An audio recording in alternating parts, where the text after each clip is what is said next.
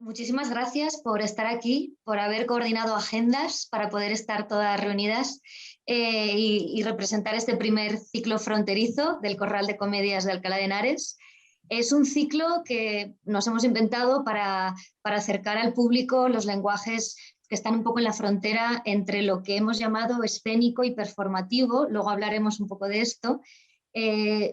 Sois artistas, creadores, que vais a compartir 3 piezas muy distintas dentro de este marco, ¿no?, que os proponemos, en las que, bueno, invitamos al público a conectar con el arte de acción.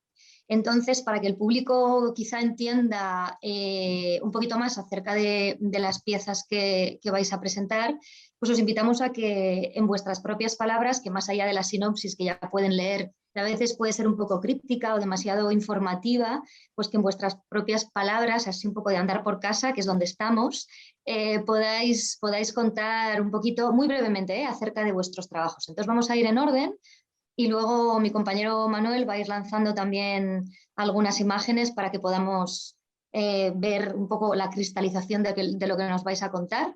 Así que Ricardo Campelo, que empiezas tú, abres el ciclo fronterizo. Si quieres contarnos un poquito acerca de vuestro proyecto de teatro extremo. Bueno, yo soy Ricardo, soy el que lleva la dramaturgia y la dirección de Teatro Extremo. Somos un colectivo que ha pasado por muchas fases. Este año hacemos 20 años, qué locura. Y esta pieza en particular se llama Cómo suicidarse sin que se note.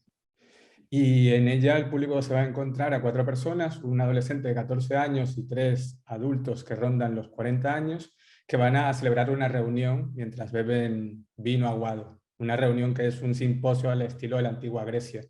En esos simposios se debatían temas importantes como el banquete de Platón, si lo recordamos. Pues en este tema aquí se van a debatir el suicidio y las sectas suicidas.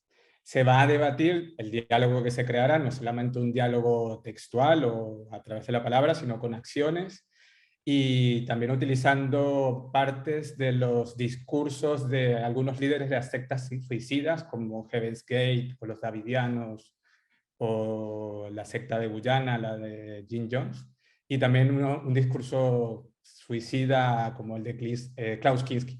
Y también van a hablar de lo cotidiano, también lo cotidiano que provoca los pensamientos suicidas. Pues muchas gracias. Vamos a ver, creo que un tráiler o un teaser que tenemos preparado.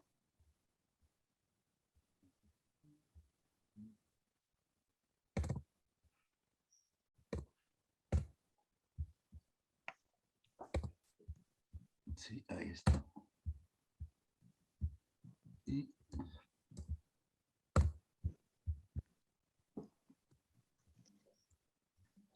Desconfío de mi sombra. Me da la sensación de que mi sombra se va a poner delante de mí en vez de quedarse detrás. Conozco a mi sombra, por eso desconfío de ella. Mi sombra soy yo, por eso desconfío de mí.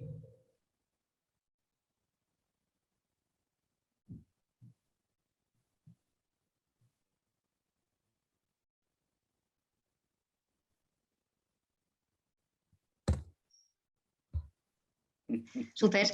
Vale, bueno, no sé si esto tendría que haberlo dicho al principio, pero las fechas, que creo que es importante cuando presentamos el primer ciclo fronterizo, y serán los días 11, 12 y 13 de febrero, viernes, sábado y domingo. Entonces, ¿cómo suicidarse sin que se note?, de teatro extremo, llega el viernes 11 de febrero.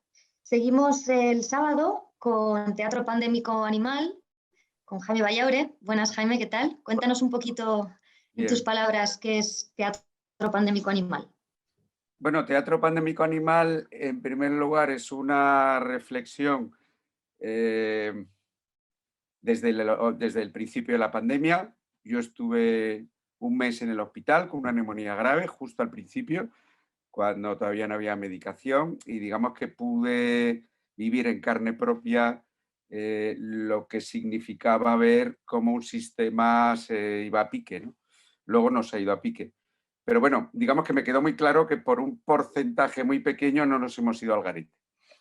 Entonces, de aquello me quedó una necesidad grande de contar, reflexionar y pensar a través de lo escénico, bueno, cómo es una percepción de lo pandémico, en qué relación existe con lo teatral y, por supuesto, sacar la parte más animal que tenemos como para poder entenderlo, ¿no? Es un musical. Yo no canto nunca, no he cantado nunca. Entiendo que la performance tiene esa habilidad de colocarse en ese terreno fronterizo de lo que no sabes hacer, pero también entiendo que hay grandes músicos que no sabían tocar, empezando por los Sex Pistols, digo por decir algo de los más famosos, ¿no? Y me parece, bueno, que este reto que me he propuesto de hacer un musical conceptual, vamos a llamarlo así, muy, muy simple, me permite poder decir las cosas a través de lo sonoro de una manera distinta, bueno, que nunca me había planteado. Entonces, bueno, es una oportunidad de oro en un espacio además como es el Corral de Alcalá, ¿no? Que es un espacio escénico por excelencia. Pues con muchas ganas de ver el teatro pandémico animal sobre el escenario del Corral.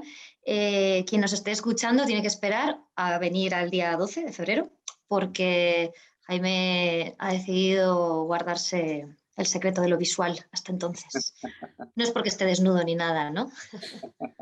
No, de momento no. De momento no, pero todo puede cambiar porque la performance, ¿verdad? Llegará, sí, ya sabes que el desnudo llega con los años, o sea que a partir de los 60, que no los tengo todavía, a lo mejor empiezo a desnudarme, o sea que es lo que hay que hacer, ¿no? Cuidado con lo que dices frente a la cámara que se está grabando, que luego te perseguiremos con una propuesta de coproducción, solo por verte en el papel. Bueno, Jaime, muchísimas gracias. Te esperamos en el Corral el 12 de febrero. Y seguimos con Ahora Ya. No sé si dices Ahora Ya o Ahora guión bajo ya, cuando hablas el título de tu pieza, Amaya. No, cuando hablo digo ahora ya y ya. Ya, ahora ya y ya. Bueno, Sí. Amaya, paisana, pues nada, cuéntanos en tus palabras qué es Ahora Ya ya.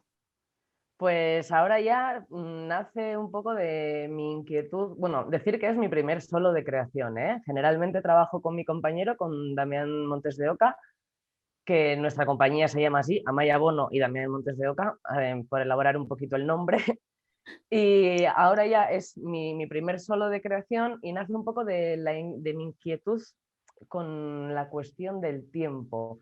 Siempre me ha generado un poco de ansiedad que el tiempo sea algo que se pueda ahorrar, se pueda invertir, se pueda robar. Entonces, con este concepto y la materialización de lo que es el tiempo, pues generé esta pieza jugando básicamente con el lenguaje, porque bueno, lo que caracteriza un poco la pieza es que la decisión radical de utilizar solo adverbios de tiempo como el lenguaje verbal y, y nada, pues la gente se va a encontrar una estética muy austera, o sea que estaré yo sola, una sillica que tengo y estaré nombrando adverbios de tiempo a la par que me muevo por el espacio, ubicando determinados adverbios en un lugar concreto, resignificándolo con el movimiento, etcétera, etcétera, etcétera. Más o menos. Súper, gracias, Amaya. Pues con muchas ganas también de verte, en tu caso, el 13 de febrero para cerrar el primer ciclo fronterizo. Y nada, es un gusto en nombre de toda la comisión tener este tríptico muy, muy, muy especial, yo creo. Bueno, por afinidad y porque también hace mucho que nos conocemos y también por la diversidad propia de lo que trae el ciclo en sí mismo, ¿no?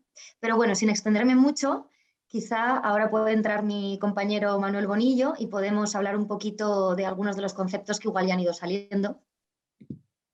Sí, vamos a ver primero el teaser de ahora ya de Amaya, que sí que lo tenemos. Lo comparto.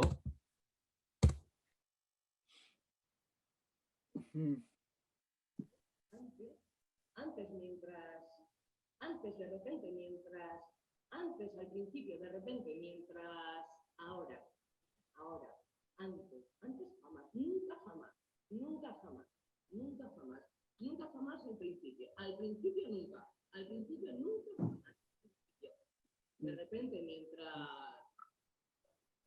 en cuanto pueda, en cuanto quiera, en cuanto deba, en cuanto venga, en cuanto se vaya, en cuanto vuelva a venir, en cuanto se vuelva a ir, en cuántas ocasiones, ¿hasta cuándo? ¿Cuántas veces?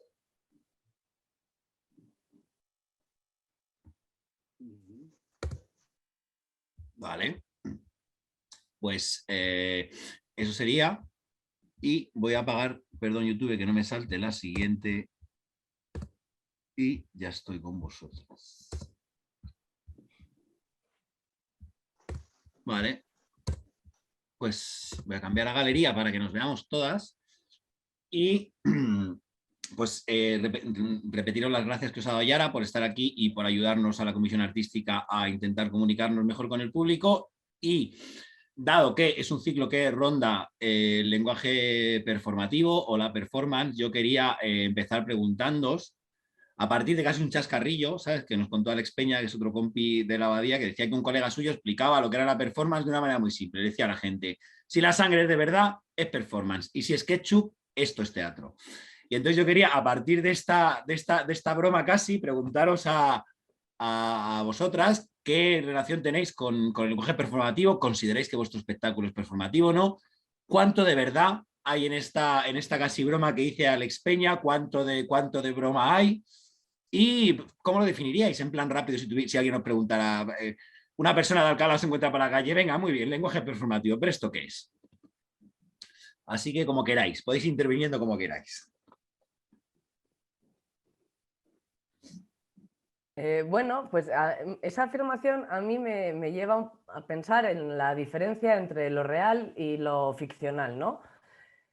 Entonces, bueno, antes de nada decir que yo, o sea, que tengo dudas, ¿eh? Tengo dudas, porque lo performativo es teatral y el teatro es performativo en sí mismo, creo. Pero sí que me da que pensar el que el teatro generalmente representa algo que ya existe y la performance, más que representacional, puede ser presentacional del momento presente, ¿no? Más o menos. Bueno, por ir abriendo. Por ir abriendo. No, nosotros en nuestro caso, cuando nosotros incluimos, vamos, nosotros hacemos teatro y utilizamos todo lo que haya en medio, sea bueno y sea malo, para hacer teatro, ¿no? Nosotros por eso llamamos teatro extremo y siempre nos acercamos a todo, puede ser desde lo digital hasta lo performativo, que es algo ya, si hablamos en términos reconocibles de manera clásica, y hasta estéticas performativas muy consolidadas, ¿no? Nosotros cada vez que nos reunimos a hablar de cuando utilizamos una parte de lo performativo en nuestras piezas, decimos que tiene que tener una santísima trinidad, que es sujeto, proceso y objeto. Sujeto, proceso y objeto tienen que estar siempre juntos. Quien lo hace tiene que estar interviniendo en el proceso continuamente, desde el comienzo hasta el final, y el resultado, el objeto, por llamarlo de alguna forma, tiene que obedecer ese deseo de ese ejecutante y de ese proceso que desarrolló. En nuestro caso, con esta pieza del suicidio, es algo que nos ha tocado muy de cerca últimamente. El suicidio se ha disparado durante la pandemia y los pensamientos suicidas se han rondado en varias de las personas que coinciden en escena. También la organización en sectas, por ejemplo, es algo que ahora mismo se está fraguando, va a surgir en casi nada. Y los antivacunas o negacionistas ya están cogiendo estructura, o los mismos de QAnon en Norteamérica son partes de sectas y tienen un mismo especie de discurso. Entonces, si alguien, para resumirle qué parte de lo performativo hay dentro de nuestra pieza, sería lo que es real a cada uno de nosotros, lo que hemos hecho nosotros desde el principio y lo que estamos haciendo justo ahora con ellos en escena. Sí, yo por seguir un poco con el debate, o sea, yo diría que lo performativo trabaja desde el presente, desde un presente rabioso y desde una verdad, ¿no? La verdad nos enfrenta al presente porque el presente, digamos que es inasible y como tal estamos construyéndolo desde el pasado y desde el futuro, ¿no? Y esa capacidad que tiene el presente de escapársenos permanentemente hace que lo performativo sea una obsesión por construir desde un lugar que permanentemente se escapa.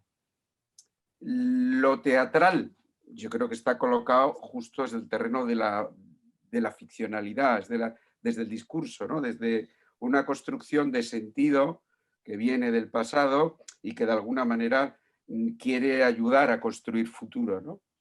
Esa mezcla de teatro y performance, de escena y cuerpo rabioso, yo creo que es lo que hace a la escena contemporánea más fascinante, porque seguramente nos movemos en un territorio cada vez más híbrido, ¿no? Entre lo ficcional y lo real, ¿no?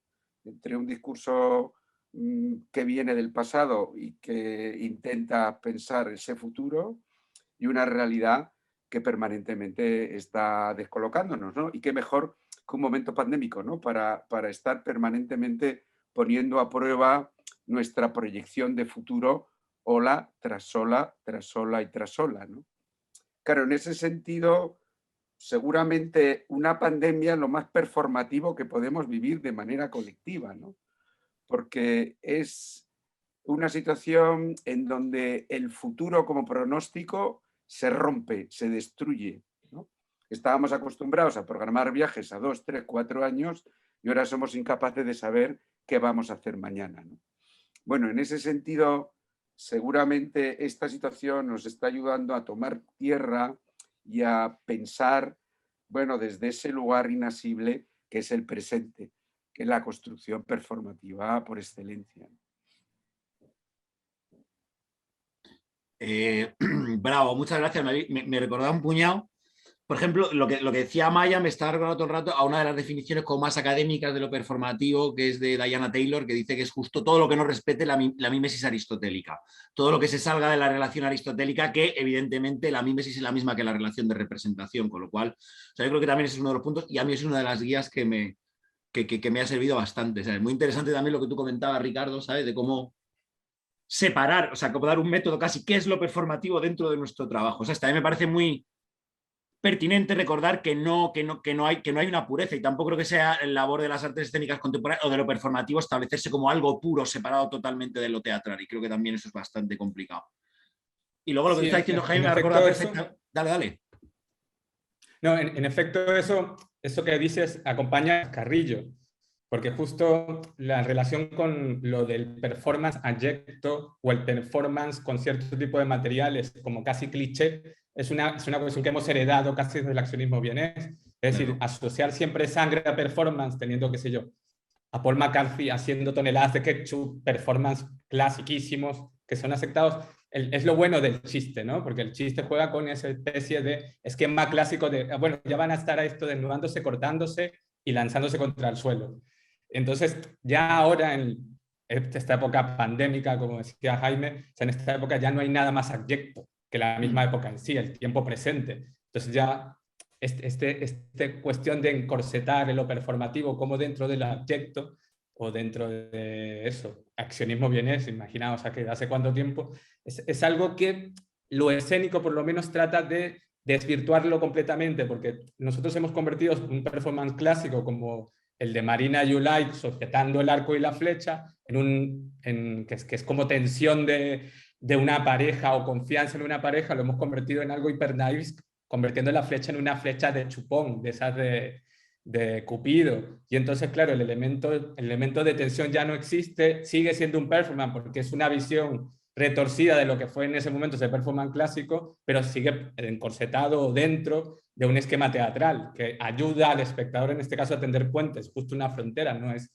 odiaría ser, justo comenzábamos hablando de mi color de piel, yo soy lo más híbrido del mundo, odiaría ser puro en algún sentido, o sea, performance puro o teatro puro sería lo más asqueroso para mí.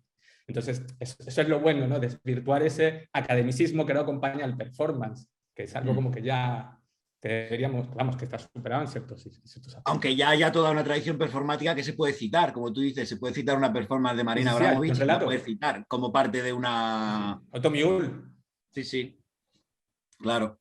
Y ya lo último que decir, que Jaime, dale. No, dale. Cierra primero, creo. Sí. Que me recordaba un puñado a justo el capítulo de la peste en el Teatro Isidore de Artaud, que justo él habla lo mismo, que cuando la epidemia llega es cuando existe la posibilidad para él del teatro, pero yo creo que de lo que habla Artaud se parece bastante a la performance, porque está también bastante en contra de la mímesis aristotélica.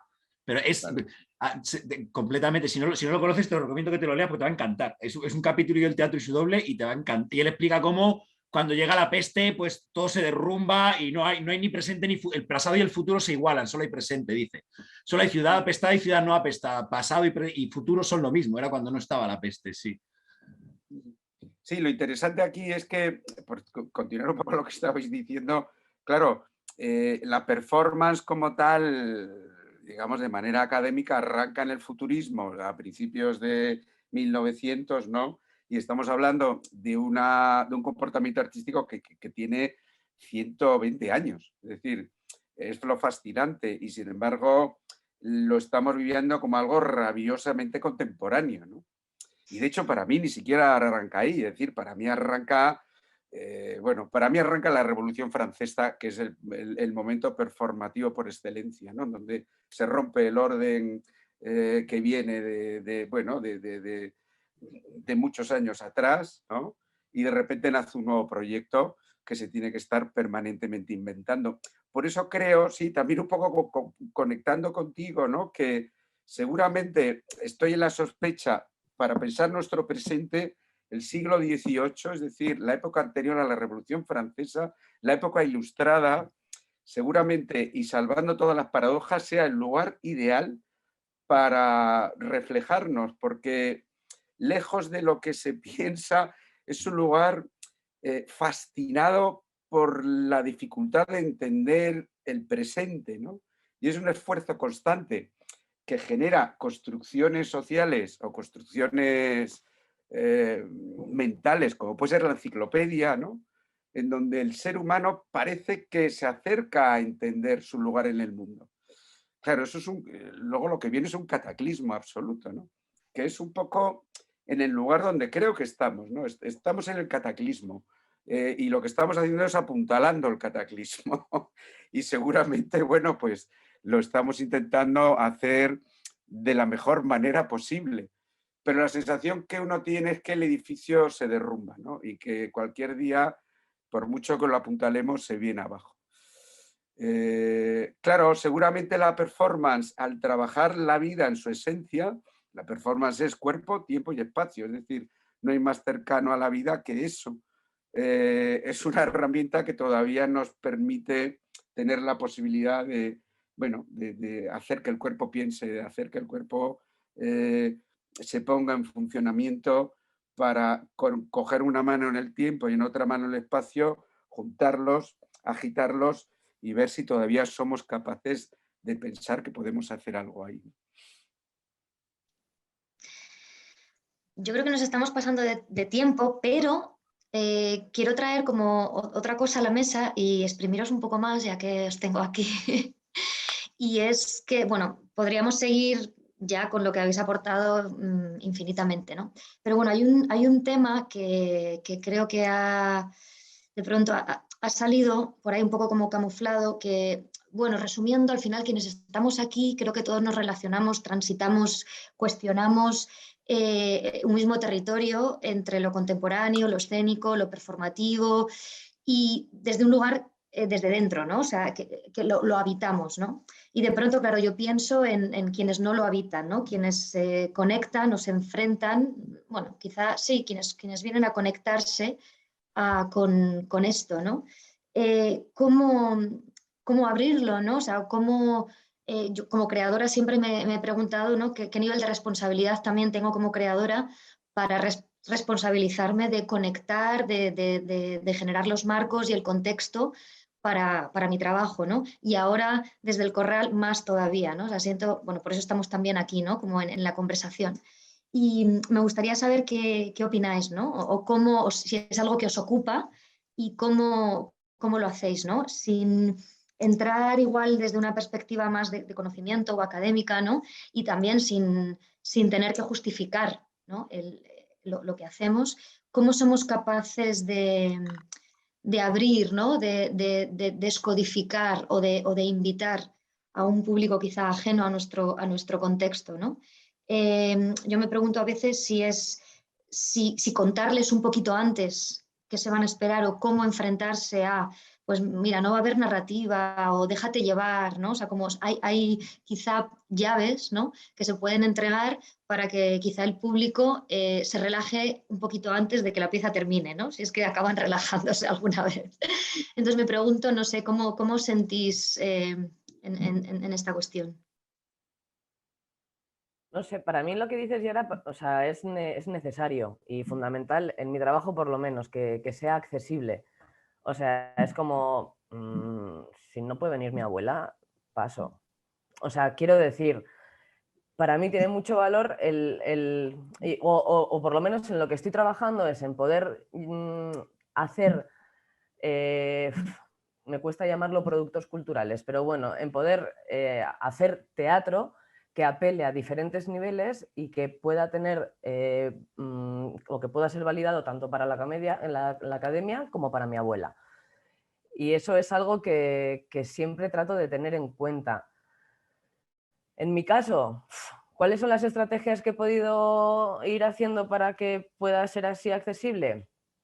Pues, a ver, no lo tengo claro ni yo, eso lo tengo que decir, pero sí que es cierto que hay un tercer espacio en el que me gusta trabajar, que es en lo que digo y lo que pasa, y que esa distancia siempre esté libre de interpretación para que apele a la audiencia y la audiencia pueda ser quien fabrique el propio discurso.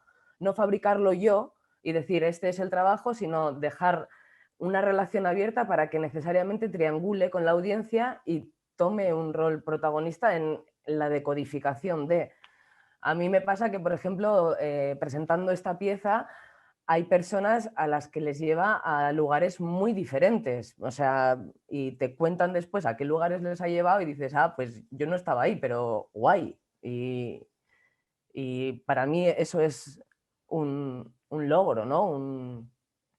No sé, algo que me hace sentir que ese es el camino, un poco. O sea, que el propio trabajo es la llave, ¿no?, en sí mismo, digamos. Bueno, Sí. acabo de poner palabras en tu boca, ¿qué te parece? Genial, Yara, genial. Vale. Pues nada, gracias, Amaya. ¿Alguno tenéis alguna otra opinión o aportación? Evidentemente hay muchos mecanismos que se han desarrollado para intentar, o herramientas para intentar acercar este tipo de propuestas a todos, ¿no? Pero yo creo que todos esos mecanismos obedecen a una parte como racional, ¿no? Todo está lleno de academicismos, de citas, de nombres, de referencias y tal. Y creo que hay una parte que se ha pasado o se ha obviado sin mala intención, y es lo irracional. El valor de ver en escena algo que no pueda ser racionalizado. Entonces, la renuncia a racionalizar algo como propuesta de experiencia escénica es algo que hay que empezar a valorar más en un momento como este, en que lo racional no explica nada. Ahora mismo intentamos racionalizar todo lo que nos sucede y no explica nada, porque hemos obviado todo lo que siempre habíamos tenido, lo irracional, que es una herencia desde las celebraciones dionisíacas hasta el presente, que se tomaban estos espacios de volvernos locos, de ser irracionales, de expresar todo aquello que no entendíamos y volverlo allí, volver al misterio, porque una de las citas recurrentes de esto, de que el teatro es inexplicable y eso es lo que mola, que es inexplicable, que es misterio, es esto, explicar que estas piezas ahondan en este sentido irracional de esto. ¿Por qué se renuncia a hablar de una manera narrativa? ¿Por qué se renuncia a la medida aristotélica, que es un relato? Que al final es un relato de construcción de realidades, ¿no? Nosotros hemos heredado una forma de construir y aún estamos esperando un final, porque hemos heredado esa narrativa aristotélica con desenlace. Yo tengo ya una edad y estoy esperando que mi vida llegue a un desenlace. He comprado una narrativa influida. Me imagino que la narrativa del chaval de 14 años que sale en mi función, que es mi hijo, es una narrativa totalmente disruptiva. Él no espera un final, él espera un espacio suspendido, una múltiple conversación, una diversidad de referencias. Entonces, claro, nosotros, a través de nuestra irracionalidad, de nuestras propuestas, le estamos dando una nueva narrativa a ellos para elaborar una nueva realidad, que es una realidad que no pertenece a nosotros. O sea, si ellos son tan diferentes a nosotros, que por ejemplo mi chaval tiene 14 años y entre los 12 y los 14 yo me acuerdo que estaba en la calle y él entre sus 12 y 14 se ha estado encerrado, relacionándose a través de pantallas. Entonces, claro, toda esa nueva narrativa en la cual este tipo de conversación, de historias o de formas de vivir son los que van a determinar un futuro. Y una puerta a ese futuro es la irracionalidad que se presenta en escena. Y no hay nada más primitivo e irracional que lo que pertenece al sujeto que lo aplica, justo compartiéndolo con la gente que va a verlo. Creo que me extendí mucho. Bueno, yo si queréis, digo, por cerrar brevemente, para mí como dos estrategias muy claras, ¿no? Una, la creación de un marco que englobe un proyecto como el que estáis haciendo, es decir, que gracias a crear una visión de cómo recibir un conjunto de trabajos, creo que eso ayuda al público a entender que tiene que colocarse en otro lugar, ¿no? Y que es un lugar en donde esas propuestas van a colaborar unas con otras, aunque sean distintas, pero que es un lugar necesario para entender la relación con lo escénico desde otra posición, desde otro punto de vista. Por lo tanto, creo que vuestra misión es fundamental. Y de hecho, esta conversación que estamos teniendo, ¿no? Creo que ayuda mucho a entender a dónde voy, ¿no?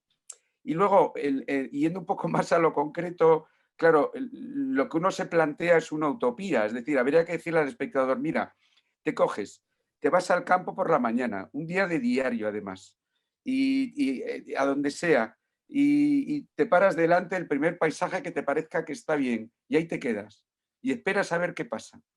Y te irán pasando cosas, bueno, percepciones, sensaciones, es decir, esa idea del paisaje romántico de repente no es la que vas a tener. Bueno, yo creo que eso es algo que se acerca más a una experiencia parecida a la que pueden tener viendo nuestros trabajos, porque hay que romper con lo preconcebido, hay que romper con un esquema previo, hay que vaciarse y hay que empezar a dejarse empapar con lo que el cuerpo que estás viendo está emitiendo, ¿no? Claro, eso es un aprendizaje, es un viaje, es labor de mucho tiempo, ¿no? Pero bueno, también creo que es fundamental para que los públicos sean capaces de acercarse a propuestas que son imprescindibles, diría yo, necesarias para pensarnos colectivamente, ¿no? Como sociedad y como entes culturales que somos. Pues muchísimas gracias, sí, por acompañarnos en la apertura de este espacio y por la inteligencia compartida y de verdad por vuestro tiempo también compartido, ¿no, Manuel? Sí, muchas gracias y es un placer compartir este ratico con vosotras y escucharos. Y nada, que decir a la gente que se pase por allí, que va a ser más placer vernos de nuevo todas juntas en el Corral el fin de semana del 11 al 13 de febrero. Así que nada más, que muchas gracias a todas. Y gracias a vosotros por invitarnos también, por supuesto. Sí, va a ser genial. Gracias. Un placer, a cuidarse.